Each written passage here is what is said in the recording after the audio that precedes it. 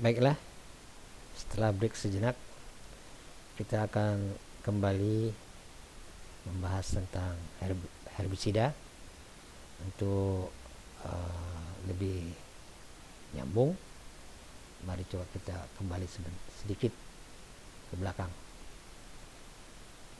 Herbisida berdasarkan cara kerjanya bisa kita bedakan atas dua, herbisida kontak dan herbisida sistemik.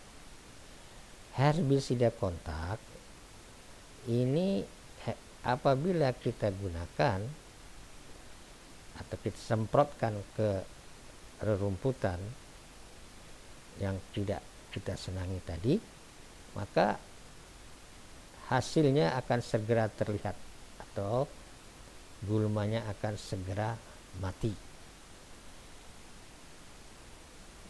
Begitu selesai disemprot, beberapa jam kemudian akan terlihat daunnya terbakar, seperti terbakar atau kuning. Dan ini gulmanya akan mati secara keseluruhan karena kontak dengan herbisida yang kita semprotkan. Itu namanya herbisida kontak. Yang kedua, herbisida sistemik. Berbeda. Herbisida sistemik kalau kita gunakan harus terlebih dahulu diabsorpsi oleh daun atau akar, masuk ke dalam jaringan pembuluh, kemudian ditranslokasikan ke seluruh bagian yang lain. Nah, baru beberapa hari kemudian akan terlihat gulma mengalami kematian secara total, namun secara perlahan-lahan. Nah, ini bedanya. Jadi kalau sistemik, gulma yang kita semprot akan mati secara perlahan-lahan, tidak seperti pada herbisida kontak. Selanjutnya, terakhir, berdasarkan cara masuk ke dalam tubuh tanaman, maka herbisida akan bisa kita bedakan atas herbisida selektif dan herbisida non-selektif.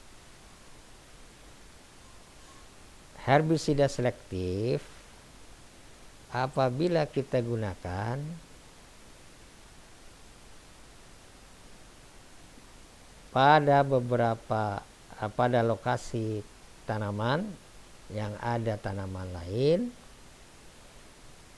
yang mati hanya gulmanya yang menjadi target, sementara tanaman yang lain tidak terganggu, khususnya tanaman yang dibudidayakan tidak akan terganggu walaupun seandainya dia terkena oleh herbisida tersebut.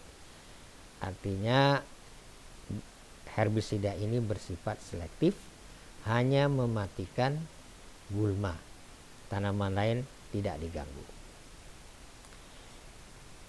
Yang kedua, herbisida non-selektif. Nah, ini berbeda. Kalau herbisida non-selektif yang kita gunakan pada tempat suatu lokasi yang banyak tanaman lain selain gulma yang menjadi target, tanaman tersebut akan juga mengalami kematian.